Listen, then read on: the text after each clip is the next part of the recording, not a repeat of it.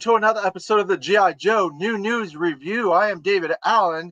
Today, I am here to discuss the future of the comic book industry, a discussion about Diamond Distribution, and I thought there was no better person to talk with me about Diamond than Tim Finn, the owner of Hub Comics and co-host of Talking Joe. Yay!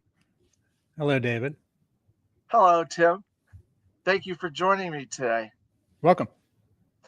So, at the moment, the whole future of the comic industry is kind of up in the air. A lot of comic stores, a lot of fans, the comic companies themselves, nobody knows what the future is going to be. And obviously, no one's going to know the future regardless. But in the industry, there's a little bit of um, preparedness. You can plan. You do a lot of things in the future to lay out certain things. Diamond Distribution puts out their previews guide, and you can order your comics, and you can order your comics from DC Connect and the IDW preview and the Marvel preview. You can order all this stuff 3 months in advance, and you can kind of plan on this stuff. But now that Diamond has gone chapter 11, that kind of puts the comic industry in a situation. And we're going to go into a few of the details of this situation the best we can. We're not complete experts on the law and how all this stuff works. I know a little bit about chapter 11 and things like that. So as a store owner, what do you have to offer here? It's important to remember that although Diamond Comic Distributors was a benevolent monopoly for many years, and some stores, and I don't know if it's many stores or most stores, but some stores get most of their comics from Diamond. The monopoly was broken up a couple years ago, and there are many places to get comics. So it is important, if you are worried about your local comic book store, it's important that your local comic book store diversifies where it gets its comics from. So for example, my shop gets, up until 3 weeks ago, because Image is not shipping to Diamond anymore. But for the last couple of years, we've been getting from Diamond, Image, and some smaller publishers. But we get Viz from Simon & Schuster. We get Marvel and IDW and Dark Horse, and not DC singles, but DC graphic novels from Penguin Random House. We get First Second from Macmillan. We get Scholastic books like Bone and Babysitter's Club directly from Scholastic. And then there are a couple even smaller publishers like Avery Hill or Silver Sprocket, right? We get Silver Sprocket direct from Silver Sprocket. They're in San Francisco. We have accounts with more than 6 distributors. And there was a time when a comic book store could get almost everything from Diamond. But that has been changing for the last 10 years and rapidly for the last 5. So there are things that Diamond does that are hugely helpful and important. And if Diamond is limping or gone, having no access to those things is hugely detrimental. For example, Diamond runs Free Comic Book Day. I mean, to the extent that, I know that every store that stocks Free Comic Book Day comics is in effect running their own Free Comic Book Day, but Diamond runs the Free Comic Book Day website. I think they own the name, and they're the ones that coordinate with all the publishers that take part. And Diamond sells supplies like bags and boards, and I don't know if Lunar, another distributor, sells bags and boards. Ingram doesn't. Penguin Random House doesn't, and and Diamond. Importantly, there are two other really big things that Diamond does, which would be really hard to get around if Diamond were gone. Diamond offers access to comic book retail, right? The less than 3,000 shops in America, to medium, small, and tiny publishers, right? So what you consider the back half of Diamond Previews, that catalog that you just held up, there are all sorts of small publishers that Penguin Random House and Lunar don't want to carry, won't carry, because it's not worth their time and money, or cumulatively, they don't have the space. And I know a local comics person in Boston who makes comics, publishes them herself, sells them. We have a few in this black metal cart that I'm pointing to here. That's part of our local section.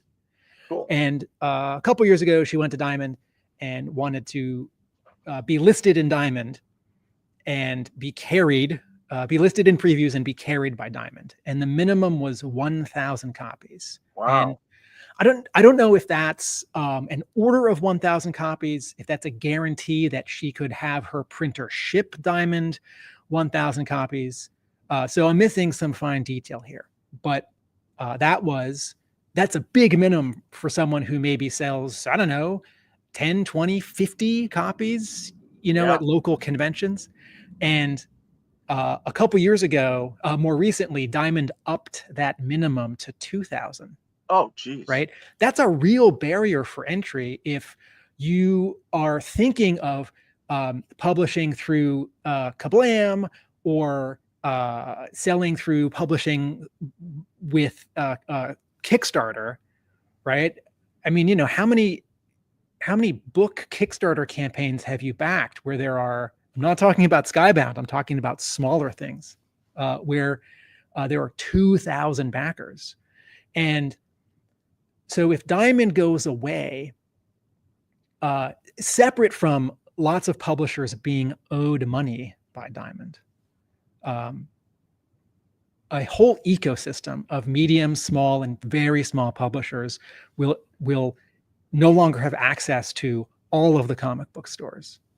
And additionally, the Diamond website, right? I don't mean diamondcomics.com for sort of the public. I mean the retailer Diamond website where store owners and employees log in and order things and check invoices, has decades of information on items, prices, dates, creator information, cover images. Some of the older stuff is, there are some inaccuracies now and then, right? If you have a database with hundreds of thousands of items.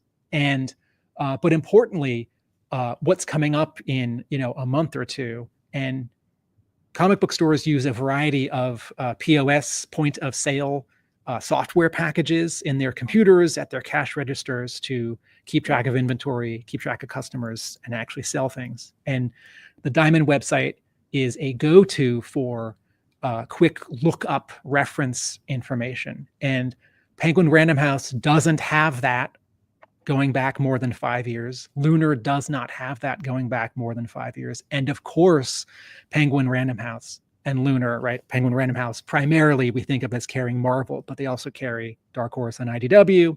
And Lunar, of course, carries DC and Image and Oni, and then a couple of smaller publishers. Dynamite.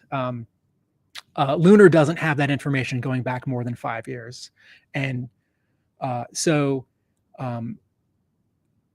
Diamond is really important, right? Diamond has done some wonderful things. Diamond has done some not wonderful things. I see lots of criticism. I see lots of praise, but Diamond is really important. And a healthy comic book industry wants a Diamond comic distributors.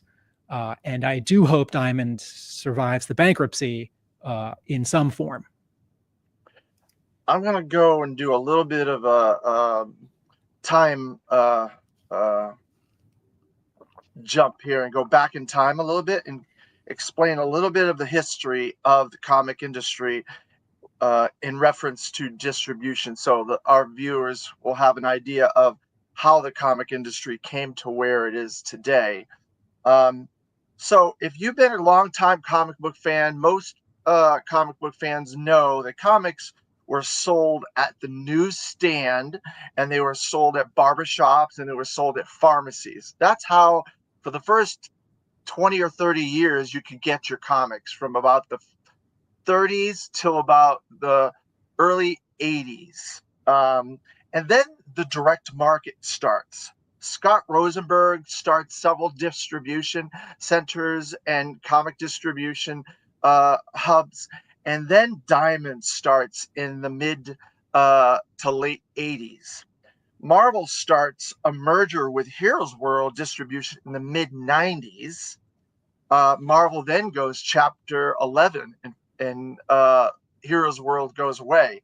Diamond has a monopoly for about 20 years, I would say. Then DCB Service / Luna starts distribution with DC Comics, Image, and Dynamite. Then Marvel starts distributing their comics through Penguin Random House. And then Diamond now files for chapter 11. And now a lot of these comic companies are trying to figure out how they're going to sell their comics. Some of them are doing Kickstarters, some are doing websites, some are trying to pair up with other companies. Like there's a company I saw, and I can't remember exactly the name, I should have wrote it down, is now going to distribute through Skybound, this comic company. I can't remember what the name of it is. And so most of this time frame, Diamond has had an iron grip on the comic book distribution network, and all the things that you said, Tim. And so there's been positives and negatives. The impact that Diamond has on this industry is incredible. So if I can add a sentence to your partial history, the idea behind the direct market, which is the direct market of comic book specialty stores, is that in the 40s and 50s and 60s and 70s, distribution to newsstands was spotty. You weren't guaranteed, if you were a kid going to your local newsstand, that whatever comic you bought last month, this month's issue would show up, right? Distribution was inconsistent. And a lot of it was, a little bit of it overlapped with organized crime. And in the 70s, some people in New York said to DC Comics, hey, if you give us a better discount than you give to newsstands, why don't we make a deal? But instead of newsstands who get to return all unsold copies to you for their money back, we will buy these comics, although at a bigger discount, and you won't make as much money. We will buy them non-returnable. We can't return ones that we don't sell. And the idea was that a comic book store owner in the 70s knew their customers well enough that they knew sort of what to order without ordering too much, losing money, going out of business. Whereas newsstands were just sort of ordering, a bunch of that, a bunch of that, a bunch of that, Superman, Spider-Man. And the other thing that happened in the 70s is many people left the cities and moved to the suburbs, and the suburban shopping mall evolved. And so people weren't going to newsstands as much in the cities. And so there were fewer newsstands to carry comics. And in the 70s and 80s, newsstands, fewer of them wanted to carry comics because the cover price of comics had been kept artificially low for several decades. And in the 70s, cover price of comics went up several times really fast. And even in the 80s, like an issue of G.I. Joe was 60 cents, 75 cents, 80 cents, $1. And you compare that to People magazine or Vogue, which was, I don't know, $3 or $5. And if you are a newsstand, you want to carry the thing that's more expensive. That'll make you more money. And so comics had much less of a hold on connection to newsstands in the 80s. And so that's part of that story.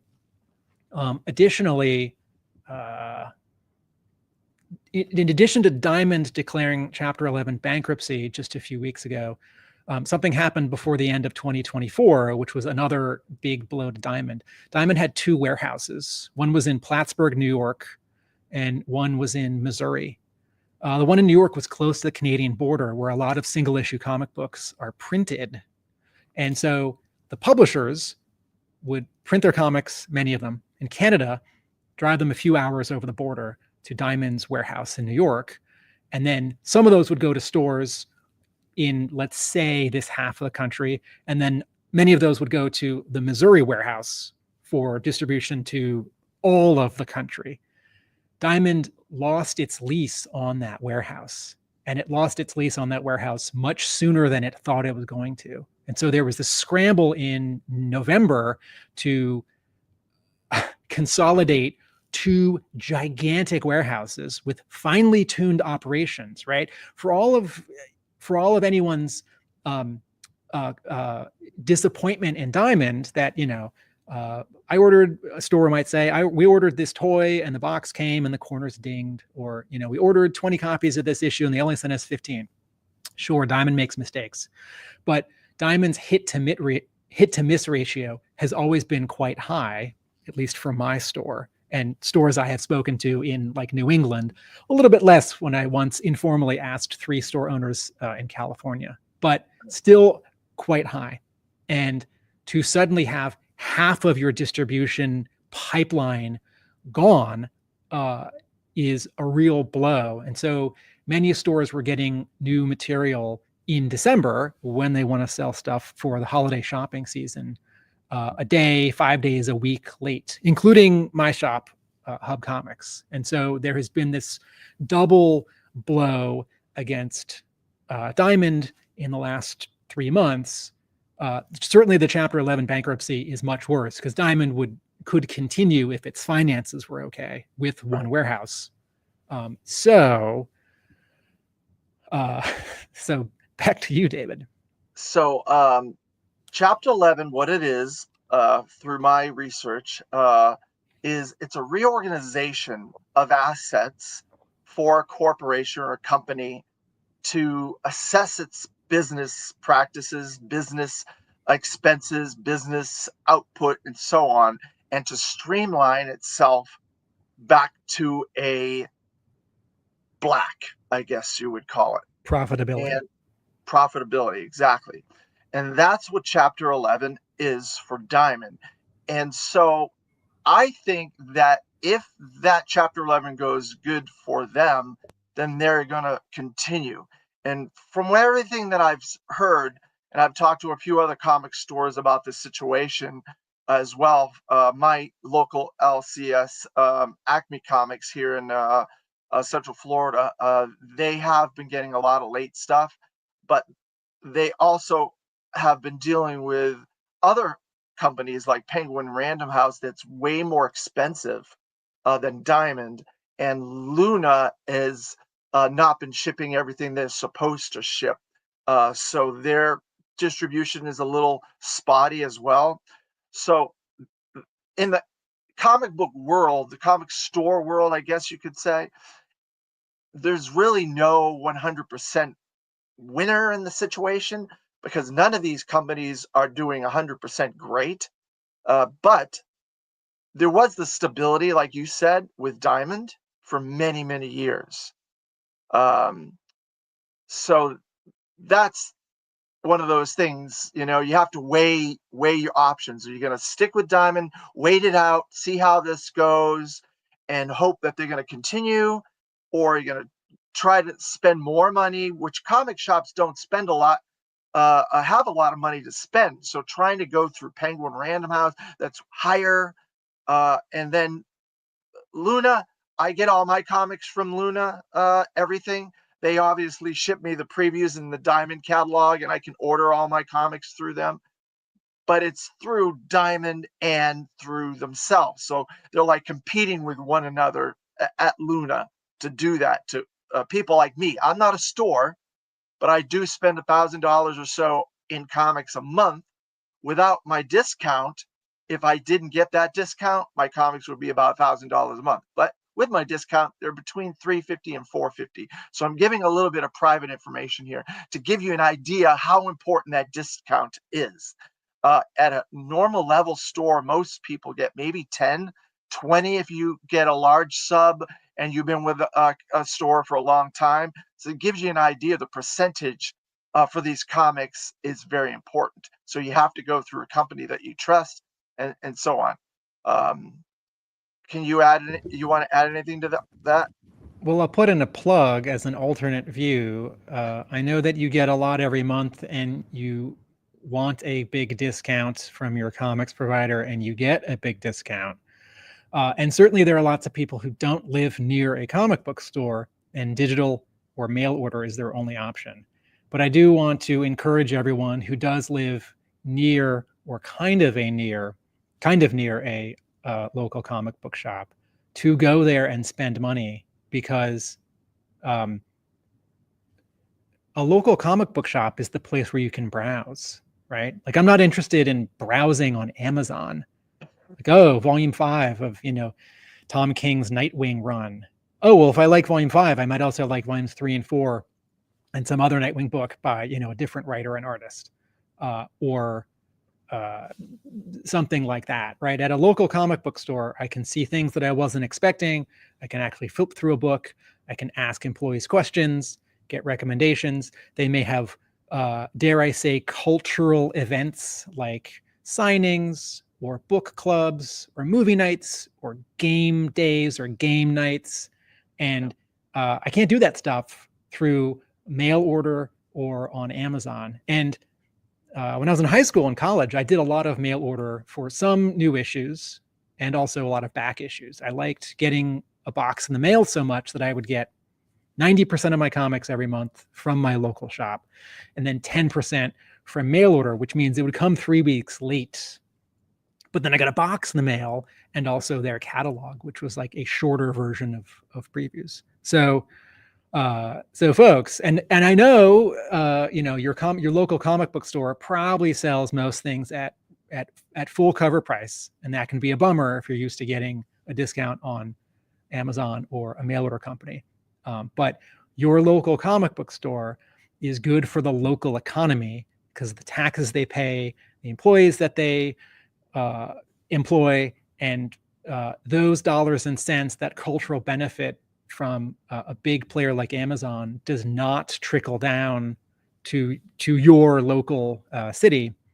In terms of, you said that, I think you said that your store's prices are higher if it orders from Penguin than if it orders from Diamond. Did you say that? Yeah.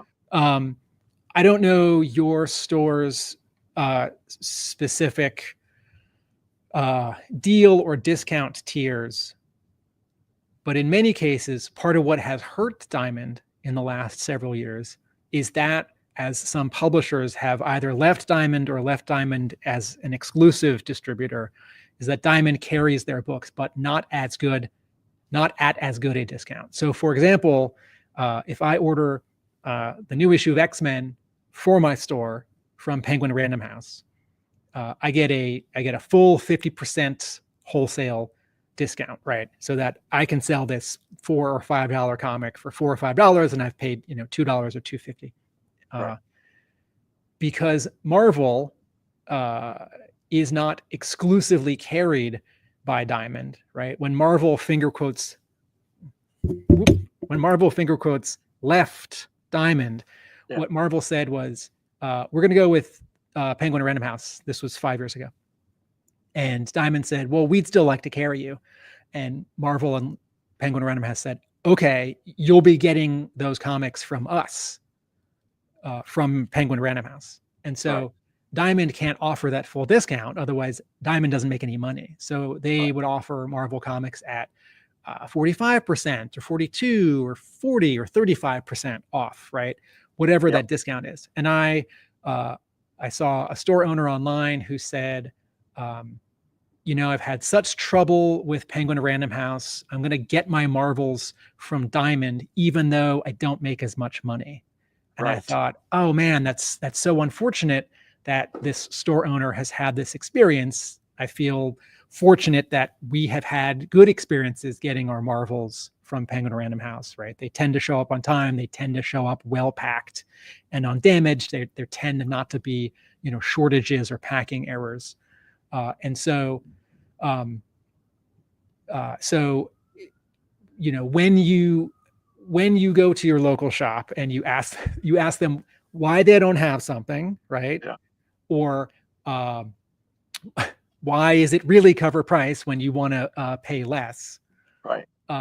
There's a lot going on, and every store it has a very different calculation and sort of set of formulae Yeah. to get its stuff and make its nut, Right. to use a business term. Yes.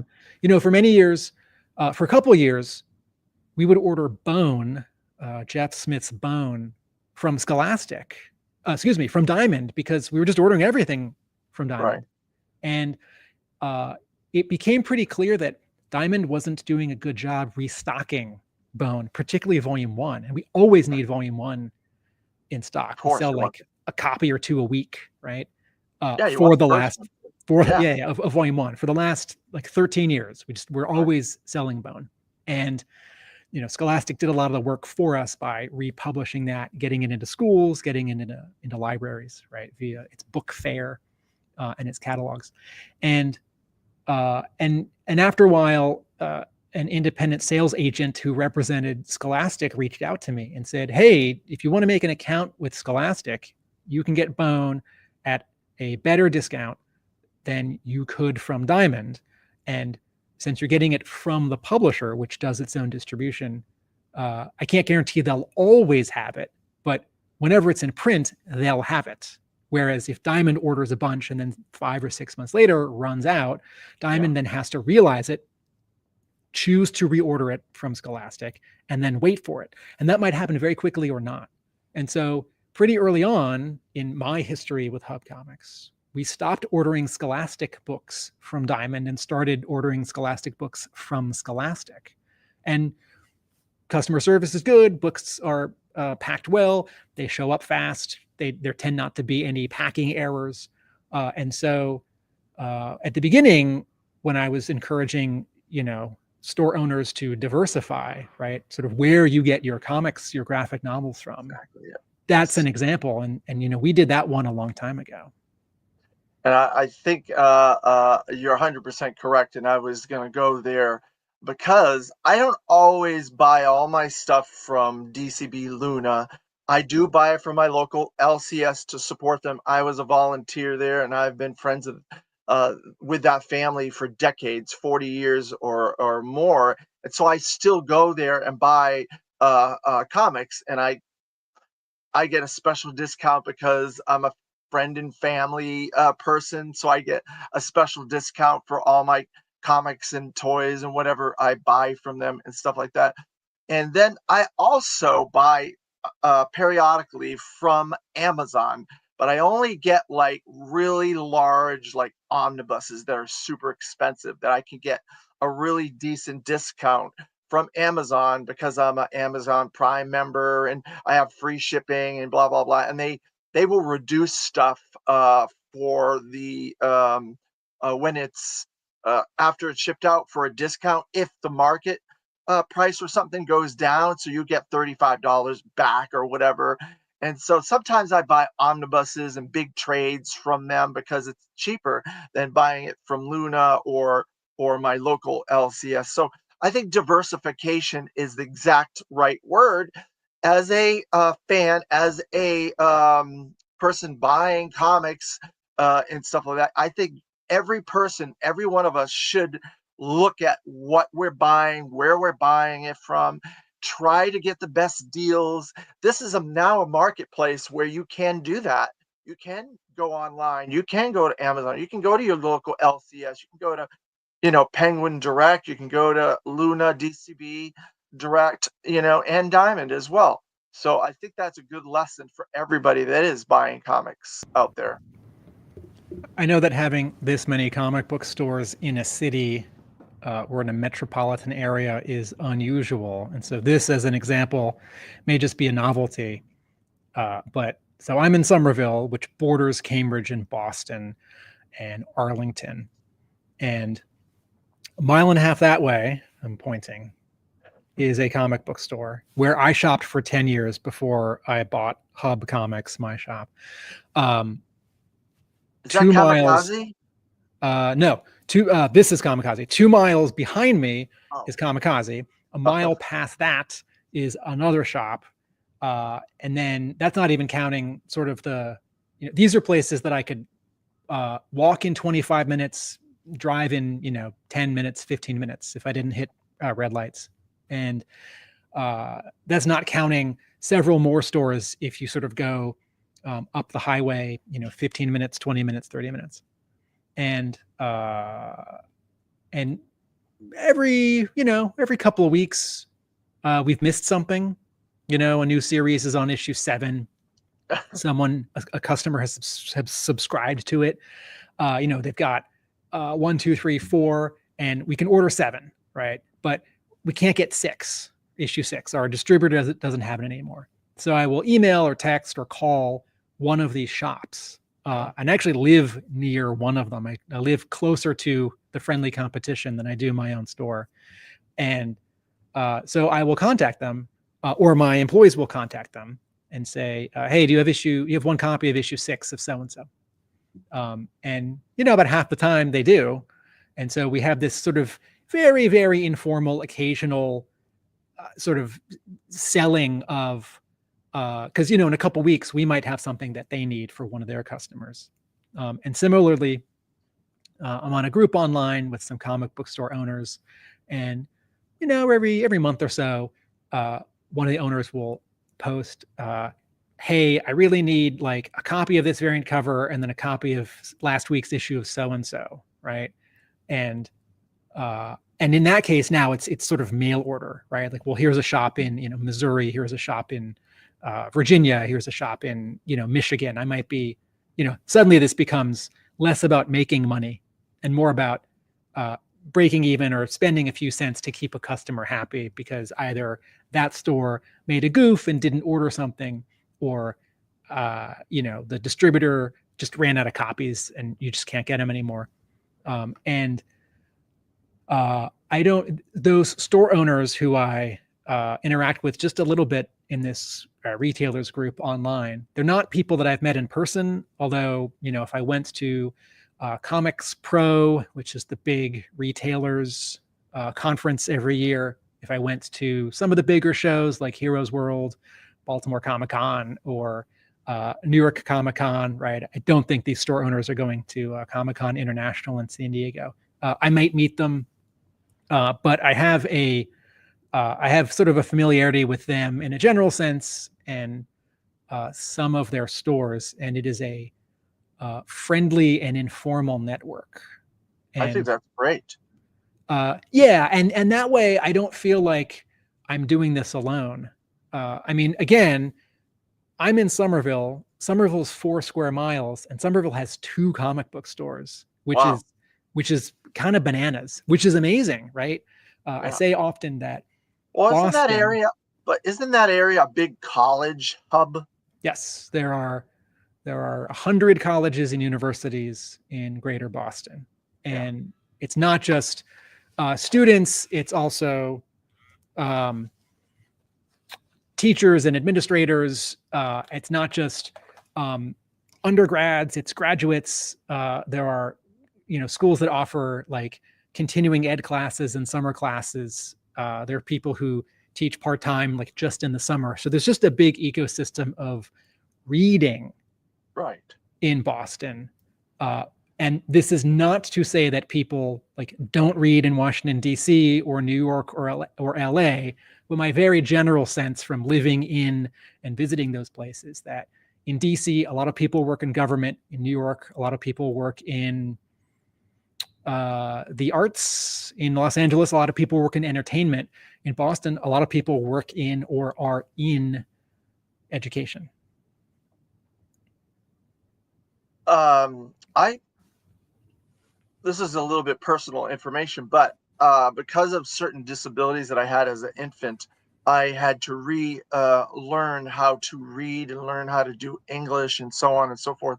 And so comics was a big part of my education and reading and understanding the English language and stuff like that as a child. And I've been reading comics since I was about 8 years old. And I'm uh, over 50 now. I may not look it, but I am. And so it has really helped me to read comics. I've learned words, the meaning of words that I never would have guessed in reading other things in school and um, textbooks and stuff like that. Words like chaos. They don't use chaos in school books that often, you know, but I had to learn how to read that. I think it's Ralph Macchio who, in his introduction to Spider-Man Saga issue number 1, which was a early '90s 4-issue history of all published Spider-Man comics, I think he said he learned the word clone from comics and used it in 2nd grade, and his teacher was sort of surprised. Um, we have an all ages section, and it's in the front of the store, and we sell a lot of Peanuts, Sonic the Hedgehog, Dog Man, both Scholastic and Abrams through a couple of its imprints have started doing Marvel graphic novels. um what else? We sell a little bit of Hilda and Moomin and Uncle Scrooge and Donald Duck, and um, and I'm always pleased when grown-ups see comics not just as a stepping stone so that young people in their lives uh, can graduate to, quote, real books, right? Uh, I don't think anyone's trying to be insulting, but I think that ends up being a dig at comics, which is Yeah, unfortunate, because comics is its own unique yeah, language, right? Your it is. brain is working differently, taking in a sequence of pictures that also combine with words, right? Yep, Word you're balloons right. and thought balloons and sound effects. Yeah, Your brain is working differently to make meaning for what happens between two panels, right? Which is a reason why I love Scott McCloud's Understanding Comics so much. And and it's not that, like, oh, I have a reluctant reader in my life, I want them to read comics so that then they'll finally read real books, right? Like Tom Sawyer, right? Or Harry Potter. yeah. Um, I hope that kids who read comics continue to read comics, But don't you think just that's as been dispelled a little, though? That notion's been a little dispelled now. People don't feel that way as much as they used to. I know it was bad when I was a teenager. That was really bad. That was exactly the way it was. But I don't know if that's the truth right now. Is it? it is much better. Comics are mainstream in a way that they haven't been. I mean, for example, Scholastic having an entire imprint for the last 15 years, publishing graphic novels for 3rd graders and 6th graders, and getting those into schools in a accepted mainstream way, right? Like Yeah. that is something that we could sort of only dream of in the 80s. um, so yes, it's much better, but there still is a notion here and there that comics are either simple, or they're for kids, or they're not worthwhile. And at my store in my city, we don't experience that almost ever. And certainly Oh, no one true. would come in and say it in a mean way. But someone did in the last 6 months say, sort of offhandedly, like, oh, I'm trying to get my kid to read comics so that then they can read novels. And the implication was that then they would stop reading comics. And as a lifelong comics Yeah. reader and maker and studier and seller and teacher, I don't think anyone needs to stop reading comics. You know, No, it's like, I uh, can do both. yeah, well, you know, it's like, well, I enjoyed movies for kids when I was a kid, and I still enjoy movies for kids as an Right. adult. I didn't need to Yeah. sort of leave them behind. Right. Although certainly I realized that some of them weren't very good. Yeah. So I've got a few minutes left. Is there a question or two or a point or two you want to cover before I hop off? I will say that you know, you and I are speaking in February of 2025, and as much as I would like to think that all of the episodes of your show, as sort of archived units, will be interesting and valuable, an interview with this person, a discussion of that topic. Um, you know, I feel like some of what we've talked about is history, and some of it is uh, my general advice for comics, but specifically Diamond's bankruptcy and the shakeup in comics distribution in late 24 and early 25, going back to middle of 2020. Um, this may not, this may be timely and not timeless in Yeah. just a few months, right? The Yes. comics distribution field, the field of selling comics may shake out and settle in a very similar way or in a very different way, and then may just sort of solidify for a couple more years. And so I'm very happy for people to listen to this and think, what an interesting conversation. But you know, Diamond could be in a very different place in, you know, like 3 weeks, and what you and I have talked about is just old news. Yeah, that's true. And that's the nature of what this is, you know. But you know, there are people that have watched old interviews and old content of mine and got something out of that. And so I like to say that it's like a comic book. It should be the first page should always be open to a new reader, regardless of when that reader is starting on what issue. So if a person comes and starts watching, and they should be able to get something interesting out of this discussion regardless, hopefully in any time frame. I hope I'm doing a good enough job with that. Um, so So yeah, final wrap up question or thoughts? so you kind of answered what I was going to ask. What your feeling of the future of the comic industry is going to be, and so since you kind of gave your thoughts on that, I'm going to give my thoughts a little bit. I think I feel that the comic industry is going to definitely be different. I think people are going to be a little bit more guarded about putting all their eggs in one basket. Not that that was their only option, but that was the like approved option, I guess. The thinking, the educational thinking was that was your only option to do that. But I think people are now, I hope, after even watching this, they're going to be a little bit more educated as to what the options are, how they can diversify their business to try to do a better job in the future, moving forward with their ordering and getting comics. And I hope we don't lose a lot of comic stores in the process. I hope we don't lose a lot of comic companies, because I do love the uh, diversity that's in previews. Look at how big this thing is.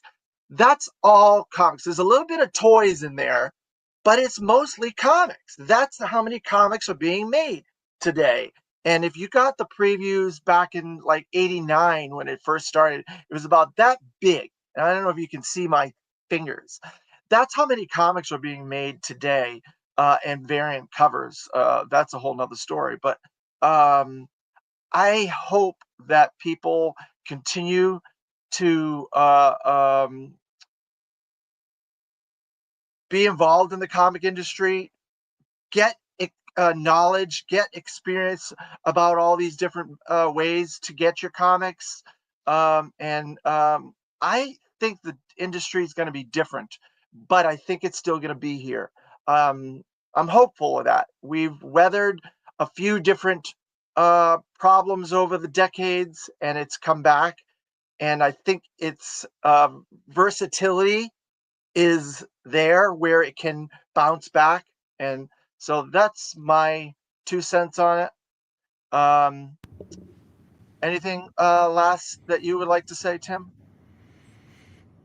Well, a whole different discussion, but I'm concerned about tariffs on Oh, imports from Canada because so many comics are printed in Canada, and I don't yeah, want cover prices to go up because a cost would end up being passed back on to consumers from publishers from printers. But that's a whole other discussion. But in a one sentence version, I'd like to keep cover prices where they are because the supply chain difficulties and paper shortages of 2020 through 2022 already sent prices up on almost everything. yeah, yeah.